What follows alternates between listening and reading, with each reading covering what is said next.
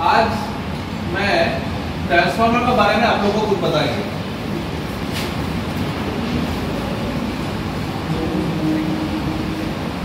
So what is a transformer? Transformer क्या है? Transformer एक तो मशीन है जो वोल्टेज को बढ़ा देता है या घटा देता है। Either it steps up a voltage or it steps down a voltage. So it is a machine which converts the voltage from one voltage to another voltage.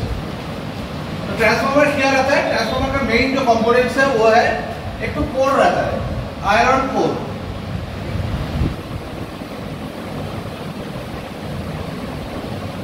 इस आयरन कोर का दोनों जो लिंब होता है, एक लिंब में दोनों limb में वाइंडिंग रहता है। ये वाइंडिंग का जो नंबर ऑफ टर्न्स है किसी एक तरफ ज्यादा होता है, किसी एक तरफ कम होता है।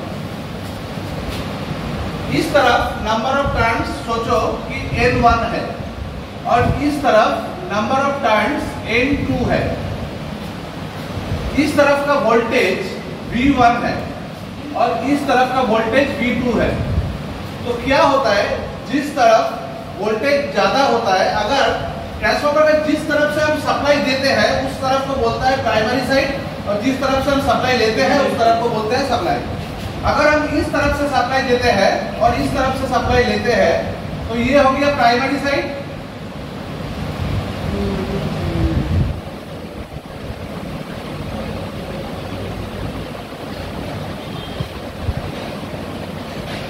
और ये हो गया सेकेंडरी साइड ऑफ ट्रांसफार्मर।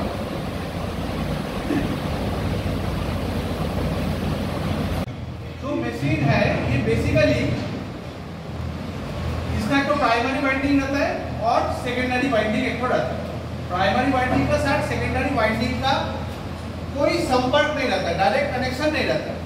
तो ट्रांसफार्मर काम कैसे करते हैं? इधर अगर हम इनपुट देते हैं, इधर तो हमको आउटपुट कैसे मिलता है?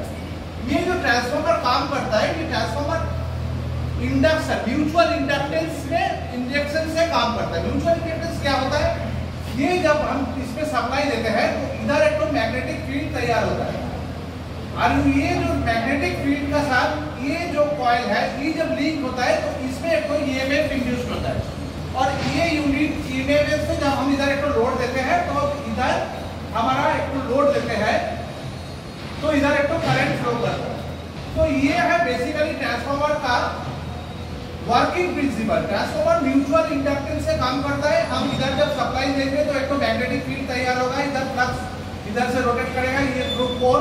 इस रोटेटिंग फ्लक्स पे हमारा ये जो कॉइल है, कॉइल का साथ जब फ्लक्स कट होता है तब इधर एक तो ईएमएफ इंड्यूस होता है और ये ईएमएफ जब इधर हम एक तो लोड देंगे तो इधर एक तो करंट सर्कुलेट होगा। ये है basic working principle of a transformer. एक ही ट्रांसफार्मर को मैं स्टेप अप ट्रांसफार्मर में बना सकता हूँ, स्टेप डाउन ट्रांसफार्मर में बना सकता हूँ। अब ये ट्रांसफार्मर स्टेप अप होगा या स्टेप डाउन होगा वो किसका ऊपर निर्भर करता है? उसका लिंक में, कौन सा लिंक में कितना पेच है। पेच माने टर्न्स। अगर ज्यादा टर्न वाला साइड से हम सप्लाई देंगे और कम टर्न वाला साइड से हम सप्लाई लेंगे तो वो हो जाएगा स्टेप डाउन ट्रांसफार्मर। और अगर कम टर्न वाला साइड से हम सप्लाई देंगे और ज्यादा टर्न वाला सप्लाई साइड से सप्लाई लेंगे तो वही ट्रांसफार्मर हो जाएगा स्टेप अप ट्रांसफार्मर। तो टर्न के साथ ये जो वोल्टेज का रिलेशन है ये क्या है? V1 by V2 is equal to N1 by N2. That is V directly proportional to N। माने टर्न बढ़ने से वोल्टेज बढ़ेगा, टर्न घटने से वोल्टेज घटेगा। माने जिस तरफ टर्न ज्यादा है उस तरफ वोल्टेज ज्यादा रहेगा, जिस तरफ टर्न कम है उस तरफ वोल्टेज कम रहेगा। अब मैं सोचो इस तरफ का वोल्टेज है 400 वोल्ट और इस तरफ का नंबर ऑफ टर्न्स है 200 टर्न्स। इस तरफ का वोल्टेज है, इस तरफ का टर्न्स है 100 टर्न्स। तो मैं ये V2 निकाल सकूंगा। कैसे निकालूंगा? नाउ मेरा V1 है 400 वोल्ट, दैट इज V1 से 400 वोल्ट हो गया, V2 हो गया मैं जानता नहीं हूं, N1 हो गया 200 टर्न्स एंड N2 हो गया 100 टर्न्स। मैं अब इससे V2 निकाल सकूंगा। V2 को मैं इधर ले जा रहा हूं, इसको इधर, तो क्या हो जा रहा है 400 into 100 by 200, तो मेरा हो गया 200 वोल्ट। तो देखो मैं बताया था जिस तरफ टर्न ज्यादा रहेगा तो ये V2 निकल गया मेरा 200 वोल्ट। तो मैं पहले ही बता चुका था कि जिस तरफ टर्न ज्यादा रहेगा उस तरफ वोल्टेज ज्यादा रहेगा। तो मैं देखा कि इस तरफ 200 टर्न्स है तो इस तरफ वोल्टेज है 400 वोल्ट, इस तरफ टर्न्स है 100 तो इस तरफ वोल्टेज 200 हो गया, मतलब 200 वोल्ट 400 वोल्ट से कम है। That means the voltage is reducing. This is now a step down transformer. अगर मैं सप्लाई इस तरफ से देता हूं, इस तरफ माने इस तरफ अगर प्राइमरी साइड हो जाएगा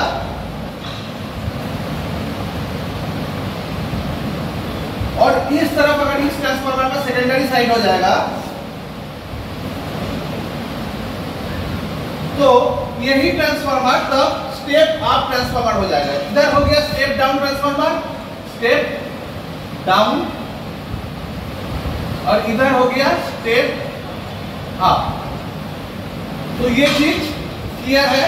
तो हमारे ये वाइंडिंग जो बनता है ये जनरली कॉपर का वाइंडिंग बोलता है, और ये जो कोर बनता है ये बेसिकली आप पहले समझ के चलो कि ये आयरन कोर होता है।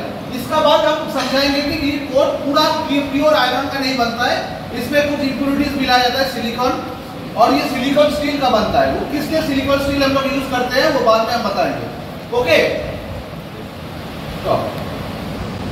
नाउ एक ट्रांसफार्मर का कैपेसिटी होता है केवीए में। केवीए छोटा ट्रांसफार्मर होगा तो उसका कैपेसिटी होता है वोल्ट एम्पीयर में। KVA means kilo volt ampere, ठीक है। केवीए क्या होता है, अगर मेरा रेजिस्टिव लोड किलोवाट है और इंडक्टिव लोड और रिएक्टिव लोड kVAR होता है, तो मेरा टोटल लोड जो होता है वो केवीए में होता है। ट्रांसफार्मर क्योंकि पूरा लोड सप्लाई करता है तो उसका रेटिंग उसके केवीए में ही होता है, ठीक है। वो तो इंडक्टिव लोड की सप्लाई करता है और रेजिस्टिव लोड की सप्लाई करता है, इसलिए ट्रांसफार्मर का रेटिंग हमारा होता है केवीए में। ओके, अब इस ट्रांसफार्मर का सोचो कि इसका कैपेसिटी है 1000 केवी। मैं सोच लो कि इसका कैपेसिटी है 1000 केवी। 1000 केवी का मतलब क्या है, अगर मैं वोल्ट एम्पीयर में लूंगा तो क्या हो जाएगा, एक का बाद और 3 जीरो जुड़ जाएगा तो 10 लाख वोल्ट एम्पीयर बन गया, ठीक है। अब इस ट्रांसफार्मर का प्राइमरी साइड का वोल्टेज मैंने पहले बता चुका हूं कि 400 वोल्ट था, और सेकेंडरी साइड का वोल्टेज 200 वोल्ट है। ओके, अब ये ट्रांसफार्मर का कैपेसिटी है 10 लाख वोल्ट एम्पीयर और 1000 केवीए। तो क्या होगा, इस ट्रांसफार्मर का इस तरह भी 1000 केवीए रहेगा, इस तरह भी 1000 केवीए रहेगा। अब इस तरफ का वोल्टेज है 400 वोल्ट। केवीए मतलब वोल्टेज एंड करंट का मल्टीप्लिकेशन। तो इधर हो गया हमारा 400 वोल्ट, तो इस तरफ मेरा करंट कितना रहेगा, इसको हम 400 से डिवाइड करने से हमको अगर इस तरफ का करंट आ जाएगा। तो हमारे इस तरफ का करंट अगर I1 होगा और इस तरफ का करंट अगर I2 होगा तो मेरा I1 कितना निकल रहा है, I1 इक्वल टू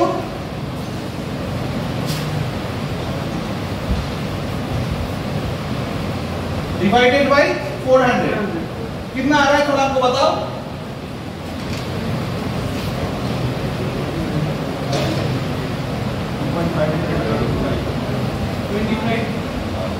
2500 एम्पियर आ जाएगा,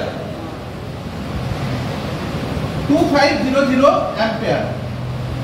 और अगर इस तरफ का करंट है I2 तो I2 कितना होगा, I2 हो जाएगा वही है डिवाइडेड बाय इधर का वोल्टेज है 200 वोल्ट, ठीक है। तो अब क्या हो गया 5000। तो इससे मैं और एक कंक्लूजन में आ सकता हूं, क्या है, I1 मेरा निकला 2500 एम्पियर और I2 निकला 5000 एम्पियर। तो मैं एक दूसरा कंक्लूजन में भी आ सकता हूं। अभी क्या, जिस तरफ वोल्टेज ज्यादा है उस तरफ करंट कम हो रहा है, और जिस तरफ वोल्टेज कम है उस तरफ वोल्टेज, हाँ, अब ये दोनों का मल्टीप्लिकेशन है टोटल पावर। सो इस तरफ का पावर और इस तरफ का सेम है, तो इससे मैं और एक इक्वेशन डिराइव कर सकता हूं। वो क्या है, V1 I1 is equal to V2 I2। और इसको अगर थोड़ा सजाएंगे तो ऐसा आ जाएगा मेरा V1 by V2 is equal to I2 by I1। और इधर देखो V1 और I1 इनवर्सली प्रोपोर्शनल हो गया, और ये हम लिख सकता है कि V is inversely proportional to the current. माने करंट बढ़ेगा, जिस तरफ करंट ज्यादा है उस तरफ वोल्टेज कम है, जिस तरफ वोल्टेज ज्यादा है उस तरफ करंट कम होगा। तो ये मेरा ट्रांसफार्मर का दो फॉर्मूला हम यूज कर सकते हैं। एक तो हमारा V1 by V2 equals to I2 by I1, और एक फॉर्मूला क्या है, V1 by V2 is equal to N1 by N2, where N is the number of turns। ठीक है, तो मेरा दो इंपॉर्टेंट फॉर्मूला डिराइव हो गया ट्रांसफार्मर का। अब ट्रांसफार्मर का तीसरा स्टेप में आएगा। हर मशीन जो चलता है उस मशीन में कुछ लॉस होता है। मशीन क्यों, कुछ भी हो, अगर मैं पैदल चलूंगा तो इधर क्या होगा, मेरा एनर्जी लॉस होगा। तो जो वर्क करता है उसी में एनर्जी लॉस होता है, कुछ लॉस होता है। ठीक है, तो ये ट्रांसफार्मर में भी कुछ ना कुछ लॉस होगा। तो ट्रांसफार्मर तो एक तो मशीन है तो उसमें लॉस होगा। मगर ट्रांसफार्मर में क्या होता है, ट्रांसफार्मर है स्टैटिक मशीनरी, उसमें कोई हिलता नहीं है। ट्रांसफार्मर स्टेशनरी रहता है, स्टेशनरी रह के वो काम करता है, इसलिए इसको बोलते हैं स्टैटिक मशीनरी। जहां की मोटर जो है, अल्टरनेटर जो है, वो है डायनेमिक मशीनरी, माने वो मूव करता है, उसमें रोटेट करता है, देयर इज अ रोटेशन। तो जो चीज मूव करता है उसमें लॉस ज्यादा होता है, जो स्टैटिक रहता है उसमें लॉस कम होता है। मैं एक तो एग्जांपल देता हूँ, अगर मैं मूव करूंगा, दौड़ूंगा तो मेरे को ज्यादा पसीना आएगा। अगर मैं खड़ा रहूंगा तब भी मेरा एनर्जी लॉस होगा। अगर मेरे को कोई 1 घंटा खड़ा कर दिया तभी मैं टायर्ड हो जाऊंगा। मगर मैं स्टेशनरी हूं तो उसलिए थोड़ा 1 घंटा दौड़ने से हमको जितना एनर्जी लॉस होगा, 1 घंटा खड़ा रहने से हमारा एनर्जी कम लॉस होगा, मगर एनर्जी हमारा भी थोड़ा लॉस होगा। तो इसीलिए क्या होता है, ट्रांसफार्मर में भी कुछ लॉस होता है, मगर वो लॉस कम होता है मोटर और अदर डायनामिक इंस्ट्रूमेंट से कम होता है। ज्यादातर देखा जाता है कि ट्रांसफार्मर का जो एफिशिएंसी वो 95% से ज्यादा ही होता है। कहीं तुम मोटर फोटर देखोगे तो उसका एफिशिएंसी तुम्हारा 70% से नीचे ही आएगा। Transformer being and static machine, its efficiency, what is efficiency? Efficiency अगर क्या है तुमको पूछेगा तो एफिशिएंसी क्या होता है? एफिशिएंसी होता है आउटपुट बाय इनपुट। आउटपुट क्या होता है? What is output? मैं थोड़ा इसको मिटा देता हूँ, एक मिनट रुको। अब मैं एफिशिएंसी के बारे में बताऊंगा। एफिशिएंसी क्या होता है? अच्छा, एक ट्रांसफार्मर में, ये जो ट्रांसफार्मर है, इधर सप्लाई दे रहा है और इधर से ले रहा है। ये है इसका प्राइमरी साइड और ये है सेकेंडरी साइड।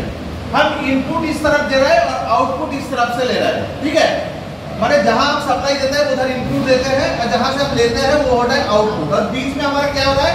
लॉस हो रहा है। कुछ लॉस होगा, हर चीज में लॉस होगा, स्टैटिक चीज में भी लॉस होगा, डायनेमिक चीज में भी लॉस होगा। तो ये ट्रांसफार्मर में कुछ ना कुछ लॉस होता है। ठीक है, अब तो what is output? Output equals to input minus losses. ठीक है, अब that means output is always less than input, क्योंकि हमारा लॉस तो हो रहा है, आउटपुट इनपुट से कम ही होगा। और हमारे एफिशिएंसी क्या होता है? एफिशिएंसी का सिंबल होता है इस तरह, न्यू बोलता है इसको, ईटा ईटा सॉरी। ये जो efficiency is equal to output by input,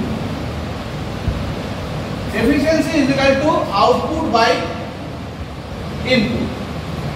अब आउटपुट क्या हो गया, input minus losses by input.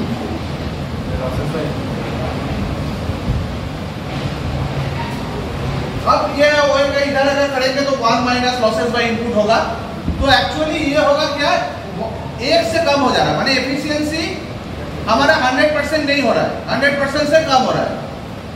तो ये जो एफिशिएंसी है हमारा ट्रांसफार्मर का एफिशिएंसी 95% से ज्यादा ही होता है। अब ये भी एफिशिएंसी हम और भी बढ़ा सकते हैं। अच्छा, अब मैं बताऊंगा ट्रांसफार्मर में किस किस्म का लॉसेस होता है। ट्रांसफार्मर में जो लॉस होता है वो दो तरफ का, दो पोर्शन में लॉसेस होता है। एक तो कोर पोर्शन में लॉस होता है और एक तो ये वाइंडिंग पोर्शन में लॉस होता है। तो ट्रांसफार्मर का लॉस दो किस्म का होता है, इधर हम लिखते हैं, ठीक है। ट्रांसफार्मर लॉसेस, ट्रांसफार्मर लॉसेस क्या होता है, एक तो होता है कोर लॉस, कोर लॉस, और इसको आयरन लॉस भी बोलता है क्योंकि कोर आयरन का बनता है इसलिए आयरन लॉस भी बोलता है, आयरन लॉस। और इस लॉस को कभी कभी नो लोड लॉस भी बोला जाता है क्योंकि जब नो लोड है, लोड नहीं रहता है तब भी ये लॉस करता है। अगर सप्लाई दोगे, लोड नहीं दोगे तब भी ये लॉस करता है, इसलिए कभी कभी इसको नो लोड लॉस भी बोलता है, नो लोड लॉस। ये कोर पोर्शन में होता है और ये वाइंडिंग पोर्शन में जो लॉस होता है उसको बोलता है कॉपर लॉस, क्योंकि ये वाइंडिंग कॉपर का बनता है इसलिए इसको बोलता है कॉपर लॉस। कॉपर लॉस अगर दो किस्म का होता है, क्या क्या होगा, एक होगा प्राइमरी वाइंडिंग में जो कॉपर लॉस होता है वो है प्राइमरी कॉपर लॉस, और सेकेंडरी वाइंडिंग में जो कॉपर लॉस होता है उसको बोलता है secondary copper loss. Primary copper loss और सेकेंडरी कॉपर लॉस, और दो किस्म का हमारा लॉस हो गया।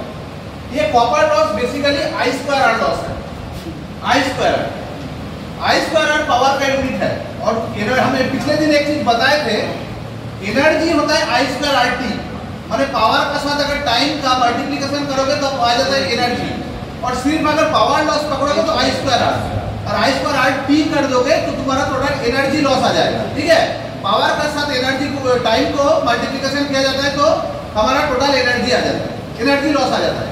तो ये पावर लॉस हो गया, आई मैंने बी ए जैसे पावर है इसलिए उधर जो लॉस होगा वो पावर लॉस से हम बताएंगे, पावर लॉस होगा आई स्क्वायर। तो इधर जो होगा I1, इधर का करंट अगर I1, इधर का पावर लॉस कितना होगा, प्राइमरी सप्लाई में करंट है I1 स्क्वायर R1 होगा इधर का पावर लॉस, और इधर का क्या होगा I2 स्क्वायर R2। ये इस तरफ का कॉपर लॉस होगा, ओके। टोटल कॉपर लॉस ये दोनों मिला के हो जाएगा। अब एक चीज आप लोगों को बता रखते हैं कि ट्रांसफार्मर का एफिशिएंसी मैक्सिमम होता है जब total copper loss total iron loss का समान हो जाता है, तब ट्रांसफार्मर का एफिशिएंसी मैक्सिमम होता है। Transformers efficiency will be maximum when total copper का एब्रिविएशन है CU, copper loss equals to total iron loss। ये अगर total iron loss total copper loss का समान हो जाएगा तो ट्रांसफार्मर का एफिशिएंसी विल बी मैक्सिमम। अब हम कॉपर लॉस का बारे में बोल दिया, अब आयरन लॉस के बारे में बताऊंगा। आयरन लॉस भी दो किस्म का होता है। आयरन लॉस थोड़ा ये हम जो ट्रांसफार्मर में जो आयरन लॉस होता है, आयरन लॉस जो होता है ट्रांसफार्मर में वो भी दो किस्म का होता है। एक तो होता है एडी करंट लॉस और दूसरी ये होता है हिस्टैरिसीस, HYSTERISIS, हिस्टैरिसीस लॉस। ये क्या वाला है? ये एडी करंट लॉस क्या होता है, हिस्टैरिसीस लॉस क्या होता है? पहले मैं एडी करंट लॉस बताता हूँ। एडी करंट लॉस क्या होता है? एक तो अगर सॉलिड आयोडीन पीस में अगर आप सप्लाई दोगे तो उसमें क्या होगा, एक तो भीतर में सर्कुलेटिंग करंट होता है और वो सर्कुलेटिंग करंट के लिए एक लॉस होता है और ये लॉस को बोला जाता है एडी करंट लॉस। ये एडी करंट लॉस हम घटा सकते हैं। इस एडी करंट लॉस को घटाने का टेक्निक क्या है? मैं एक तो सॉलिड आयरन नहीं यूज करके कोर में हम लैमिनेटेड शीट यूज करेंगे। लैमिनेटेड कोर, लैमिनेशन क्या होता है? हम जैसे हमारा मार्कशीट को एक तो ऊपर कवरिंग देता है ना, उसको बोलते हैं लैमिनेशन। लैमिनेशन माने पेस्टिंग देना। तो हम इस कोर को भी एक तो लैमिनेटेड कोर यूज करेंगे। लैमिनेटेड कोर माने एक शीट रहेगा, उसका ऊपर एक शीट रहेगा, उसका माने इस तरह का देखने में होगा, ऐसा एक तो रहेगा, उसका ऊपर एक तो रहेगा, उसका ऊपर एक तो रहेगा। कोर इस तरफ से बनेगा, माने लेयर का लेयर बन के लेयर पेस्ट करके कोर बनाएंगे, उसको बोलते हैं लैमिनेटेड कोर। ये लैमिनेटेड कोर होने से एडी करंट, देखो सॉलिड अगर आयरन रहता तो एडी करंट ज्यादा घूमता। अब एडी करंट तो बनने का जगह नहीं मिल रहा है। एडी करंट इस छोटा पोर्शन में बनेगा, इस छोटा पोर्शन में बनेगा, तो टोटल एडी करंट इस तरफ हम लैमिनेटेड कोर यूज करके घटा सकते हैं। अब रह गया हिस्टैरिसीस लॉस। हिस्टैरिसीस लॉस क्या होता है? हिस्टैरिसीस का मतलब क्या है जानते हो? हिस्टैरिसीस का मतलब जानते हो आप लोग? ना, हिस्टैरिसीस का जो बांग्ला भाषा है या हिंदी में जो बोलता है मृगी रोग क्या जानता है? मृगी रोग में कांपता है आदमी, उसको बोलते हैं हिस्टैरिसीस। जो मृगी होता है ना, आदमी कांपते रहता है, उसी को बोलते हैं हिस्टैरिसीस। तो ये जो हमारा मेटल है इसका भी हिस्टैरिसीस प्रॉपर्टी रहता है, उसमें भी एक तो वाइब्रेशन होता है, ठीक है। और इस वाइब्रेशन को अगर हम गार्ड में प्लॉट करेंगे तो कुछ इस तरह का एक तो प्लॉटिंग आता है, इसको बोलते हैं हिस्टैरिसीस लूप, ठीक है।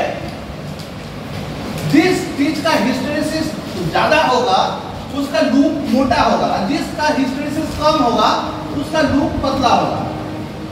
लूप जिसका जितना पतला होगा उसका हिस्टैरिसीस लॉस उतना कम होगा। अब देखा गया है कि सिलिकॉन का ये जो हिस्टैरिसीस लूप होता है वो बहुत पतला होता है। सिलिकॉन का स्टील में डाल के तो नया एलॉय बनाया जाएगा, सिलिकॉन स्टील, तो उसका हिस्टैरिसीस लूप पतला होता है, तार माने दैट मींस उसका हिस्टैरिसीस लॉस कम होता है। तो हम उसके ये कोर को आयरन का नहीं यूज करके हम सिलिकॉन स्टील का बनाते हैं। सिलिकॉन स्टील बनाने से हमारा हिस्टैरिसीस लॉस घट जाएगा। तो हम दो चीज घटा दिया है, एक तो हिस्टैरिसीस लॉस कैसे घटा है? सिलिकॉन स्टील यूज करके, और एडी करंट लॉस घटा है हमारा कोर को लैमिनेटेड करके, लैमिनेटेड कोर यूज करके हम ये आयरन लॉस घटा दिए।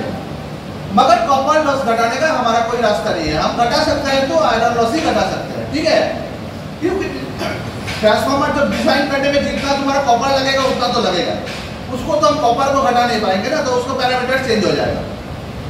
तो हम एडी करंट लॉस और हिस्टैरिसीस लॉस घटा के हम ट्रांसफार्मर का एफिशिएंसी और बढ़ा सकते हैं, ठीक है, ओके।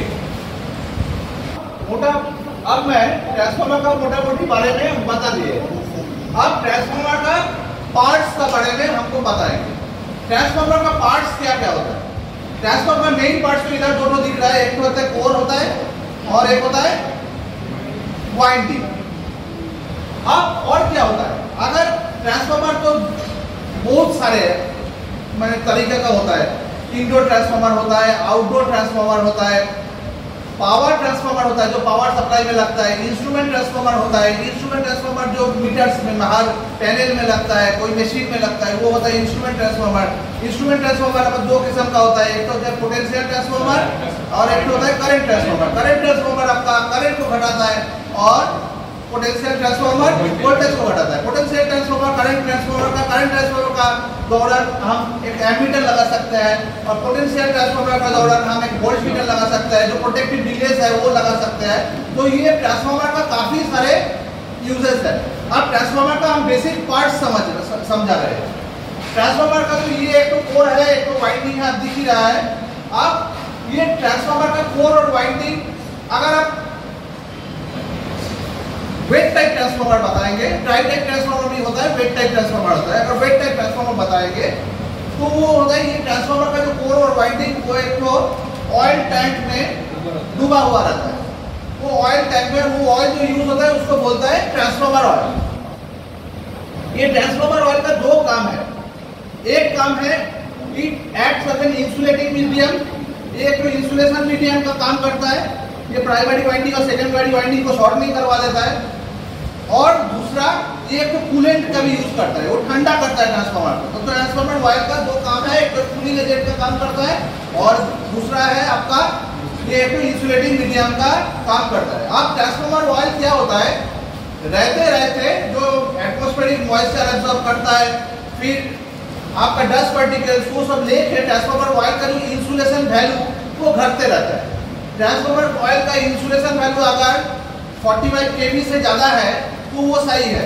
अगर वो घट के 40 kV से नीचे आ गया तब वो ट्रांसफार्मर ऑयल में ट्रांसफार्मर में कभी भी फ्लैश ओवर हो जाता है। फ्लैश ओवर क्या होता है, माने फ्लैशिंग हो जाना, माने शॉर्ट सर्किट हो जाता है। तो उसीलिए ट्रांसफार्मर ऑयल का इंसुलेशन लेवल हमको मेंटेन करना है।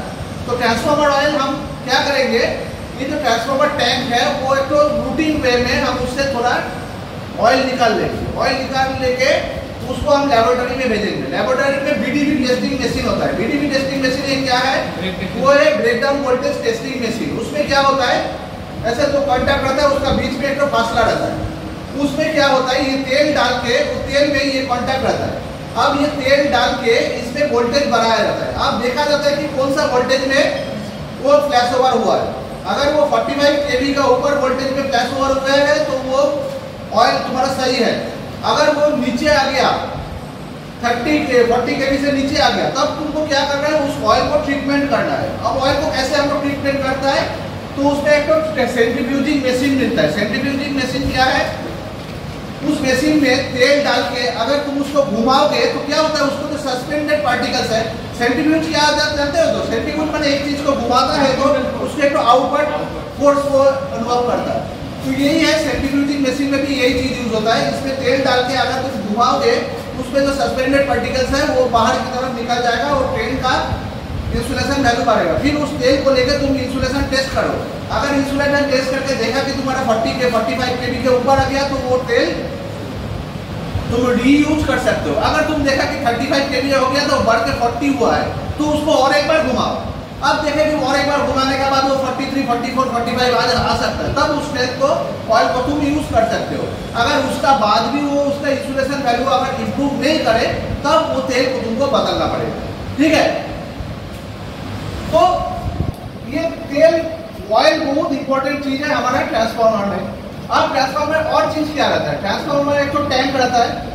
अच्छा, ट्रांसफार्मर का जो ऑयल में और एक टेस्ट भी साल में करना पड़ता है, वो है एसिडिटी टेस्ट। एसिडिटी टेस्ट क्या होता है, उसमें एसिडिटी प्रॉपर्टी लेवल आपको होता है, उसका पीएच वैल्यू देखना पड़ता है। लेबोरेटरी में तेल का सैंपल ले जाके अगर वो एसिडिटी बढ़ गया है तो वो एसिडिटी करेगा क्या, वो टैंक को इरोड कर देगा, वो कोर को इरोड कर देगा। तो उसीलिए टैंक का अगर एसिडिटी बढ़ जाता है ऑयल का तो तुम ऑयल को टैंक को पहले खाली करना पड़ेगा। टैंक को खाली करके वो अच्छी तरह से उसको ड्राई कुछ साफ सुथरा कपड़ा से उसको साफ करना पड़ेगा। साफ करके उसको फिर नया तेल डालना पड़ेगा। एसिडिक प्रॉपर्टी बन जाएगा तो तुम्हारा ट्रांसफार्मर का जो बॉडी पोर्शन है वो खराब हो सकता है। उसलिए एसिडिटी टेस्ट भी साल में एक बार ट्रांसफार्मर ऑयल का करना चाहिए। ठीक है, अब ट्रांसफार्मर में और क्या क्या पार्ट्स रहता है। ट्रांसफार्मर में प्रोटेक्शन के लिए भी कुछ सारे पार्ट्स रहता है।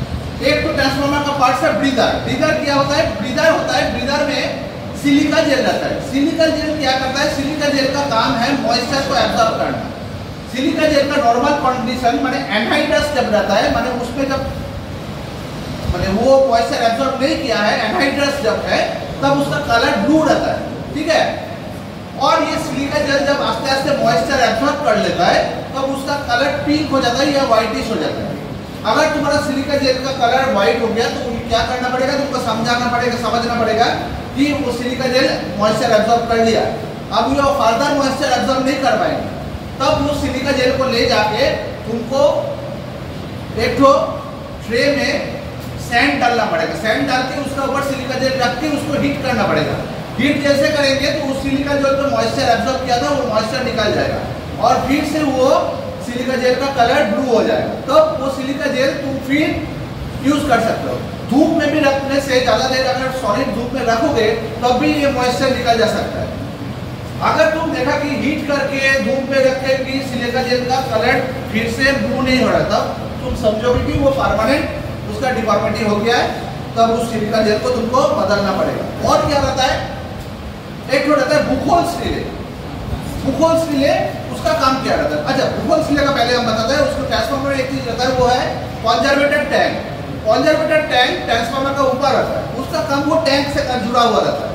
उसका काम क्या है, टैंक का जब ऑयल हीटेड अप होता है तो वो एक्सपांड करके उस टैंक में जाके जमा होता है। ठीक है, फिर जब टेम्परेचर घट जाएगा तो टैंक से फिर इधर आके इधर आ जाएगा, कंजर्वेटर टैंक से मेन टैंक पे आ जाएगा। अब ये बुकोल्स रिले जो हम बताए हैं, बुकोल्स रिले कहाँ रहता है? बुकोल्स रिले रहता है ये जो पाइप लाइन रहता है टैंक से कंजर्वेटर तक, उसका बीच में ये बुकोल्स रिले रहता है। बुकोल्स रिले का काम क्या है? बुकोल्स रिले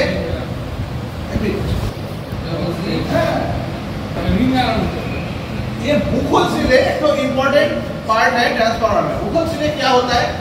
बुकोल्स रिले हमारा जो कंजर्वेटर टैंक है और जो मेन टैंक है उसका जो पाइप लाइन है उसमें बुकोल्स रिले लगा हुआ रहता है। बुकोल्स रिले का काम क्या है? बेसिक आसानी से बता दे रहा है।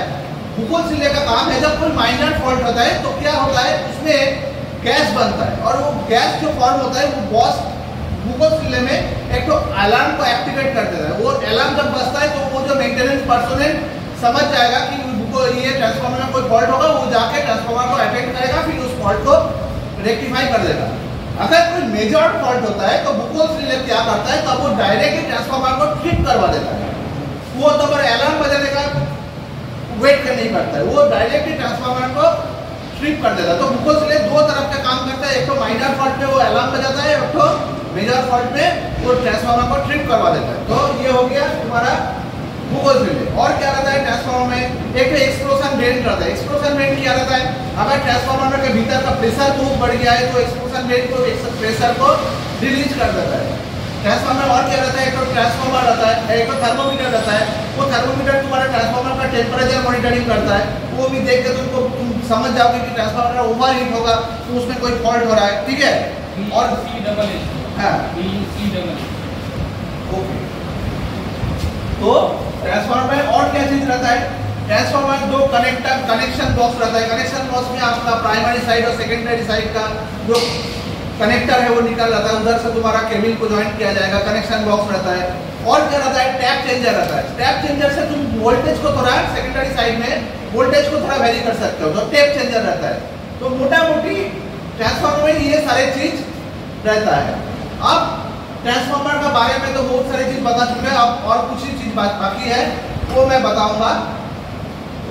का बारे में और एक चीज बता रहा हूँ, ट्रांसफार्मर में दो किस्म का टेस्ट किया जाता है।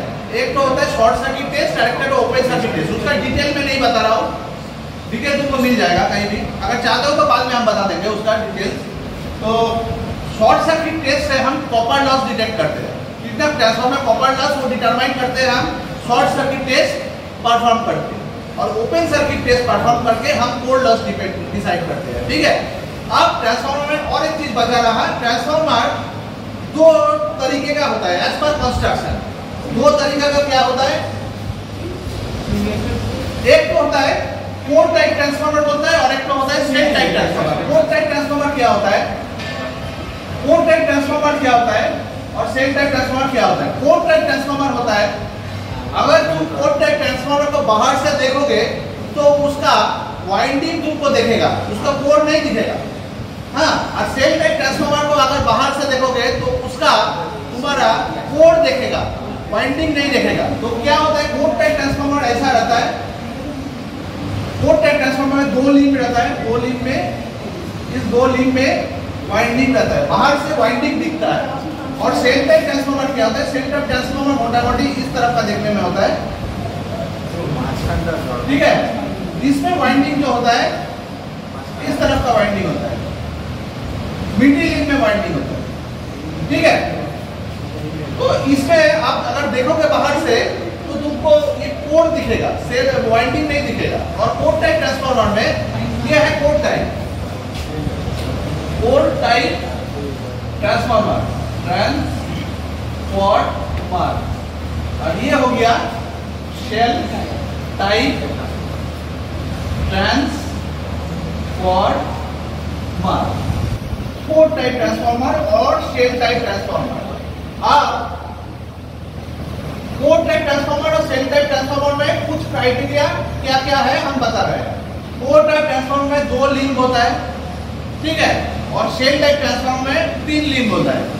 कोर टाइप ट्रांसफार्मर में ज्यादातर एल टाइप का लैमिनेशन यूज होता है और ये शेल टाइप का ट्रांसफार्मर होता है जिसमें एल टाइप भी यूज कर सकते हो और ई टाइप का यूज होता है। कोर टाइप का लैमिनेशन अगर एल टाइप का होगा तो इस तरह का होगा, ऐसा देखने में होगा, इस तरह से कोन बनेगा, लैमिनेशन इस तरह से कनेक्शन रहेगा। और ये जो ई टाइप यानी ये जो शेल टाइप बनता है उसमें ई टाइप का लैमिनेशन यूज होता है।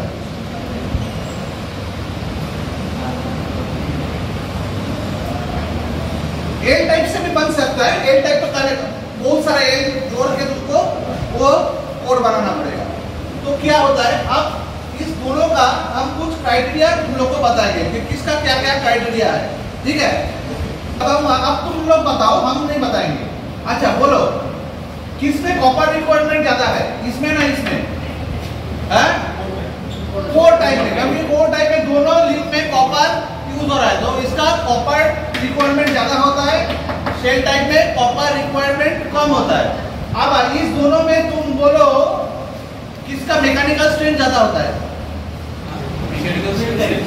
सेल टाइप में, क्योंकि सेल टाइप में 3 लिंक है। अगर एक घर में जितना ज्यादा तुम पिलर डालोगे उसका स्ट्रेंथ उतना ज्यादा होगा और जितना कम पिलर के ऊपर एक तो घर बनाओगे उसका स्ट्रेंथ कम होगा। तो इसका 2 लिंक है, इसलिए इसका 3 लिंक है तो इसका मैकेनिकल स्ट्रेंथ ज्यादा होता है, इसका मैकेनिकल स्ट्रेंथ कम होता है।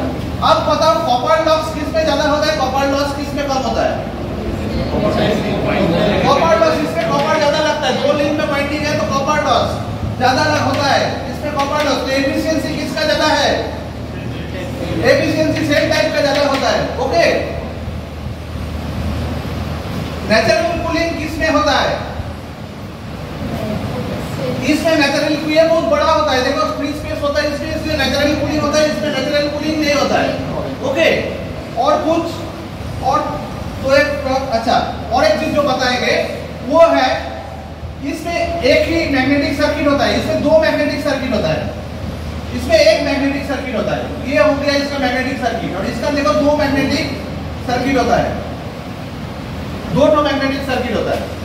अच्छा, इसमें मैग्नेटिक फ्लक्स डिस्ट्रीब्यूशन सिमिलर होता है और इसमें मैग्नेटिक फ्लक्स डिस्ट्रीब्यूशन डिसिमिलर होता है। मिडिल वाले लिंक में ज्यादा मैग्नेटिक फ्लक्स रहता है और बाहर वाला लिंक में कम मैग्नेटिक फ्लक्स रहता है। देखो ये तस्वीर देख के तुम लोग को समझ में आ जाएगा, समझा? और कुछ इसमें तो देख के तुमको पता है प्राइमरी और सेकेंडरी वाइंडिंग तुम्हारा अलग अलग लिंक में है और जो प्राइमरी और सेकेंडरी वाइंडिंग सेम लिंक में होता है। इतना ही तुम्हारा कोर टाइप और शेल टाइप के बारे में जान के रखो। अब और एक चीज हम लोग वहां बताएंगे वो है ट्रांसफार्मर में बहुत इंपॉर्टेंट चीज, वो है paralleling of transformer. Paralleling of transformer क्या है हम बता रहे हैं। एक इंपॉर्टेंट चीज बता रहा हूँ वो है ट्रांसफार्मर का पैरेलल ऑपरेशन। पैरेलल ऑपरेशन क्या चीज होता है? ट्रांसफार्मर का सोचो कि हम जो इधर बता रहे हैं, हमारे जो हम एक तो जो वर्कशॉप में खड़े हैं, इस वर्कशॉप में अभी फिलहाल मेरा सामने जो सबस्टेशन है उस सबस्टेशन में एक ट्रांसफार्मर है 500 kVA का, 500 kVA का। अच्छा एक चीज उसका पहले हम बता दे रहे हैं, ट्रांसफार्मर का लोडिंग कोशिश करोगे कि अगर तुम लोग कहीं काम करोगे, ट्रांसफार्मर का इंजीनियर बनोगे तो ट्रांसफार्मर का लोडिंग 60% या 70% से ज्यादा अगर करोगे तो ट्रांसफार्मर का लॉस कम होता है। ट्रांसफार्मर का लोडिंग अगर 60% से कम होता है, कम लोडिंग माने एक ट्रांसफार्मर का 25% लोडिंग में ट्रांसफार्मर चलता है तो ट्रांसफार्मर में लॉस ज्यादा होता है, ठीक है। तो ट्रांसफार्मर का लोडिंग कोशिश करना है कि वो 60% से ज्यादा ही रखे। तो क्या है, हमारा सोचो कि हमारे पास 500 kVA का ट्रांसफार्मर है और हमारा आसपास से तो जो लोड है वो ट्रांसफार्मर जो दे रहा है वो मोटामोटी 400 वाट का लोड है, वो लोड को वो सप्लाई कर रहा है, तो ठीक है। तो ये 60% का ज्यादा लोडिंग ही हो गया। अब ये चल रहा है, अब क्या हुआ, इधर एक तो नया शेड बन गया, नया सेट में कुछ नया मशीनरीज आया, अब ये ट्रांसफार्मर टोटल लोड हमारा बढ़ के 700 हो गया, ये 800 हो गया, 800 हो गया। तब हम क्या करेंगे, हम तो तब वो जो ट्रांसफार्मर है 500 kVA का, वो तो तब 800 किलोवाट का लोड सप्लाई नहीं कर पाएगा ना। तब हमको क्या करना पड़ेगा, दो चीज कर सकते हैं। एक तो ये 500 का ट्रांसफार्मर हम ऑप्शन निकल दिया, उसका जगह में एक तो 1000 kVA का ट्रांसफार्मर ले आया, वो कर सकते हैं, मगर उसमें हो सकता है कि ज्यादा कॉस्ट इन्वॉल्वमेंट हो जाए। तो और एक चीज कर सकते हैं, हम क्या कर सकते हैं कि 500 का साथ एक तो और एक 500 ट्रांसफार्मर हम पैरेलल में जोड़ दिया। दो ट्रांसफार्मर का अगर पैरेलल में कनेक्शन किया जाता है, उसका टोटल कैपेसिटी समेशन हो जाता है। दो ट्रांसफार्मर का अगर जोड़ा जाता है पैरेलल में, तो टोटल कैपेसिटी उसका ऐड हो जाता है, ठीक है। माने हम 1000 kVA का ट्रांसफार्मर का साथ हम तो 500 kVA का ट्रांसफार्मर भी पैरेलल कर सकते हैं। ये एकदम जरूरत नहीं है कि हमको 500 kVA का साथ एक तो 500 को पैरेलल करना है, तो 500 का साथ हमारा एक तो 1000 kVA का ट्रांसफार्मर भी हम पैरेलल कर सकते हैं। मगर उसमें क्या होता है, लोड डिस्ट्रीब्यूशन प्रोपोर्शनेट हो जाता है, माने 1000 kVA उस प्रोपोर्शनेट में लोड ले लेगा और 500 kVA उस प्रोपोर्शनेट में लोड ले लेगा, ठीक है। ये चीज होता है। अब क्या ट्रांसफार्मर, हम किसी भी ट्रांसफार्मर को हम पैरेलल, तो ये क्या होगा, हम देखेंगे कि तो नया 500 kVA का ट्रांसफार्मर, 500 kVA का ट्रांसफार्मर का कॉस्ट तो 1000 kVA का ट्रांसफार्मर का कॉस्ट से कम ही होगा। तो हम एक तो 500 kVA का ट्रांसफार्मर ले जाके इसका साथ पैरेलल जोड़ देंगे, तो दोनों मिला के 1000 हो गया। हमारा वो जो 800 किलोवाट का लोड नया आया है, उसको हम सप्लाई कर पाएंगे। मगर ट्रांसफार्मर, आप किसी भी ट्रांसफार्मर को किसी की ट्रांसफार्मर आसानी से पैरेलल कर नहीं सकते। उसके लिए हमको कुछ क्राइटेरिया फुलफिल करना पड़ता है। क्या होता है क्राइटेरिया जो होता है, एक एक करके हम बता रहे हैं। एक तो होते सेम वोल्टेज रेशियो दोनों का होना चाहिए। दोनों ट्रांसफार्मर का जो वोल्टेज रेशियो है, माने primary voltage by secondary voltage और इसका जो primary voltage by secondary, same voltage ratio. Conditions for parallel parallel operation of transformer. क्या होगा, पहले चीज जो होगा, हमको सेम वोल्टेज रेशियो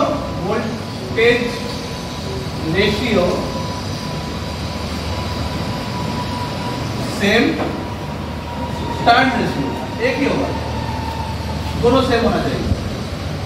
और क्या होता है, एक तो परसेंटेज इंपीडेंस एक चीज आता है, हर ट्रांसफार्मर का अलग अलग होता है। हम लोग का परसेंटेज इंपीडेंस दोनों चीज का मैच होना चाहिए, सेम परसेंटेज इंपीडेंस, ठीक है।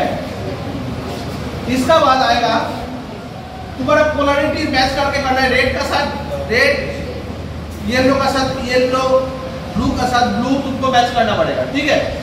तो पोलैरिटी से मैच करना पड़ेगा, पोलैरिटी टू बी मैच, यही चीज। अब इसका बाद और क्या क्या करना पड़ेगा मैं बता रहा हूँ। जो होता है same phase angle shift, phase angle shift भी एक तो होता है, जैसे ट्रांसफार्मर का तो फेज एंगल का होता है dy11, ऐसे काफी सारे फेज एंगल होता है। तो सेम फेज एंगल शिफ्ट होता है, dy11 का साथ dy11 का ही तुम मैच कर सकोगे, ठीक है। तो सेम फेज एंगल ये होना चाहिए। और क्या होना चाहिए, और एक चीज होता है फेज सीक्वेंस और एक इंपॉर्टेंट चीज है। दोनों ये है RYB, इसका ये ऐसा है और इसका है RYB, तो इसका हो गया, ये फेज सीक्वेंस अलग हो गया। तो फेज सीक्वेंस भी तुमको मैच करना पड़ेगा, same phase sequence, same phase sequence, ठीक है।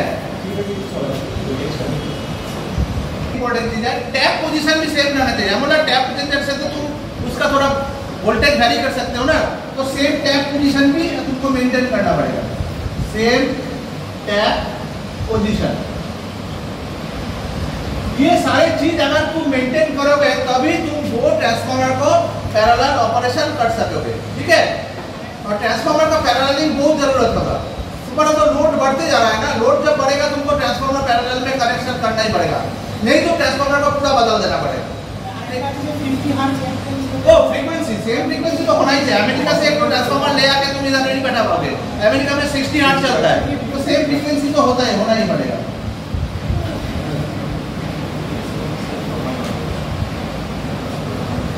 तो ये सारे पॉइंट अगर तुम मेंटेन करोगे तो दोनों ट्रांसफार्मर को तुम पैरेलल कर सकते हो। ओके, तो मोटा मोटी ट्रांसफार्मर का बारे में इतना ही, ठीक है।